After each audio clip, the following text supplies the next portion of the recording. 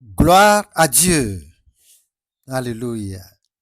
Je vous présente les salutations gracieuses venant du trône du Seigneur. Amen. Et vous écoutez actuellement PMV, petit message de vie. Que Dieu vous bénisse au nom de Jésus-Christ. Amen. La position de Dieu vis-à-vis des uns et des autres. Vous savez, il est souvent dit que Dieu n'est pas un Dieu de partialité. Effectivement, il a le même amour pour tous, la même compassion pour tous. Et il a accompli pour tous le même sacrifice. Et pourtant, Dieu se positionne devant les uns les autres selon les positions individuelles dans la vie. Proverbe chapitre 3, verset 34. Verset 34. Il se moque des moqueurs, mais il fait grâce aux humbles. Alléluia. Ça, c'est dans l'Ancien Testament. Et quand le Seigneur, quand il est descendu de l'Ancien Testament pour monter dans le Nouveau, quel est son nouveau langage dans le Nouveau Testament par la bouche de Jacques? Jacques, chapitre 4, versets 5 et 6. Jacques, chapitre 4, versets 5 et 6. Croyez-vous que l'Écriture parle en vain? C'est avec jalousie que Dieu chérit l'esprit qu'il a fait habiter en nous. Il accorde au contraire une grâce plus excellente. C'est pourquoi l'Écriture dit, Dieu résiste aux orgueilleux, mais il fait grâce aux humbles. Praise the Lord. C'est ici que la position de Dieu face, n'est-ce pas, aux uns et aux autres, ne peut pas être la même. Il se moque de quiconque se moque de lui. Des gens, par des comédies, se moquent de Dieu. Et les spectateurs aussi les soutiennent par des rires et des applaudissements. Et la Bible dit, Dieu se moque des moqueurs. Mais il fait grâce aux débonnaires. Tout ça là est le produit de ce même amour qu'il a pour tous. Avançons dans les Écritures pour mieux comprendre les choses. 1 Pierre chapitre 3. Et le verset 10, 11 et 12. 1 Pierre, chapitre 3, à partir du verset 10. Si quelqu'un en effet veut aimer la vie et voir des jours heureux, qu'il préserve sa langue du mal et ses lèvres des paroles trompeuses. Qu'il s'éloigne du mal et fasse le bien. Qu'il recherche la paix et la poursuive. Verset 12. Car les yeux du Seigneur sont sur les justes et ses oreilles sont attentives à leurs prières. Mais la face du Seigneur est contre ceux qui font le mal. Alléluia. La position de Dieu vis-à-vis de chaque personne est dépendant de la position que chaque personne tient devant le Seigneur. Les yeux du Seigneur et ses oreilles ne seront pas de même pour le juste et pour le méchant, pour ceux qui font le mal. L'Éternel est favorable pour le juste, c'est-à-dire pour l'homme de bien. Mais il est sans pitié envers les mauvais gens. Il leur donne le salaire qui convient à leur méchanceté, le salaire qui convient aux crimes qu'ils ont commis, aux violences qu'ils ont commis, salaire qui convient à leur idolâtrie. Montons en psaume au chapitre, allons en arrière, psaume 37. Nous allons lire les versets 9, 10, 11, 12 et 13. Psaume 37, nous prenons à partir du verset 9. Êtes-vous déjà à la page? J'y suis aussi, verset 9. Car les méchants seront retranchés, et ceux qui espèrent en l'Éternel posséderont le pays. Alléluia. Nous voyons ici clairement que la position de Dieu n'est pas la même envers les deux différentes classes de gens. Les méchants seront retranchés du pays, du royaume des cieux.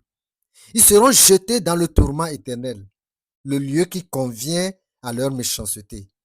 Mais ceux qui espèrent en l'Éternel, ceux qui craignent Dieu, ceux qui aiment Dieu, les justes, le pays sera pour eux la grâce éternelle. Continuons la lecture. Verset 10. Verset 10.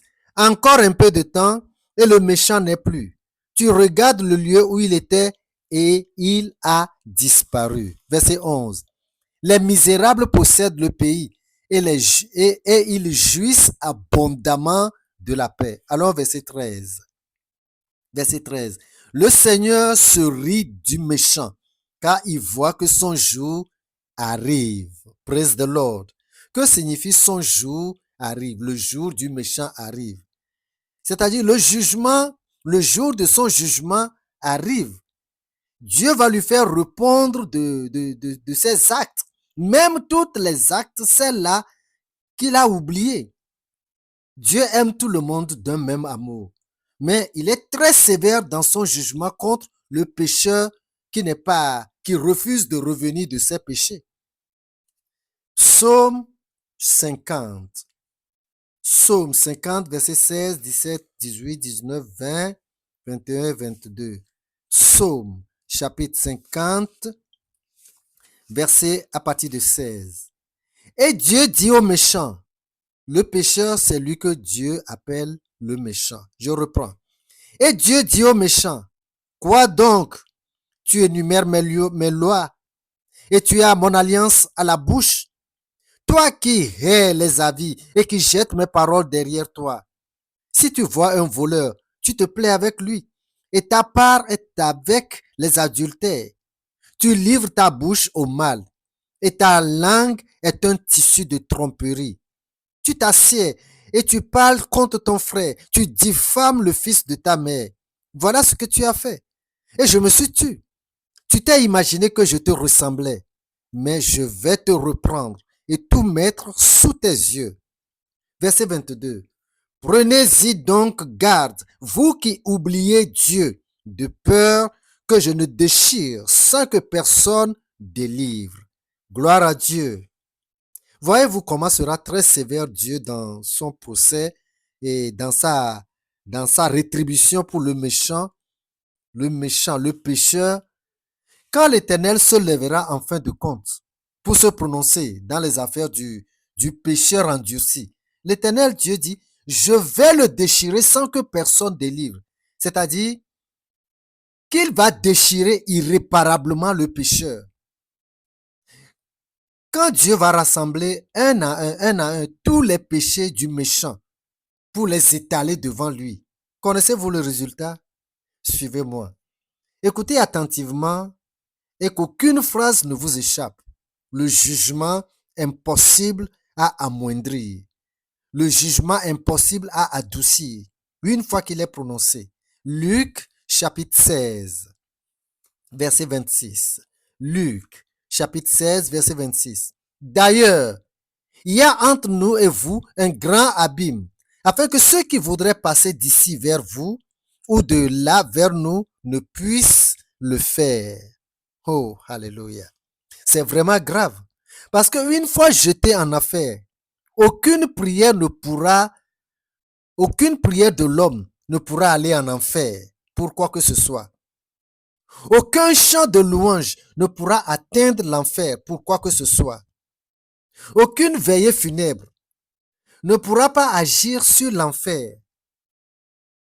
Les encens et les eaux bénies ne peuvent que s'arrêter sur le cercueil. Impossible de descendre en enfer pour secourir le pécheur. Aucune cérémonie périodique, aucun rituel religieux ou familial ne pourra pas calmer l'ardeur du jugement qui est finalement exercé sur le pécheur endurci et qui meurt dans l'endurcissement. Dieu dit, je vais te reprendre et tout mettre sous tes yeux. S'il vous plaît, n'attendons pas encore une minute. N'attendons pas encore une minute. Le temps est déjà si court. Revenez à votre bon sens.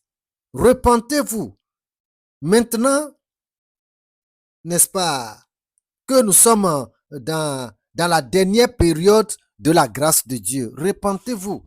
Ne perdez plus un seul instant. Dieu vous aime et vous attend en Jésus-Christ. C'est en lui qu'il y a le pardon pour vous. Il est la rédemption pour vous. Venez à lui. Il fera de nouvelles choses dans votre vie. Praise the Lord. Alléluia. Que Dieu vous bénisse au nom de Jésus-Christ. Amen. Et maintenant, partagez ce petit message de vie avec des frères et des sœurs et des amis pour la gloire de Dieu. Mon nom ici est Séraphin Kofi Zozo. Restez bénis.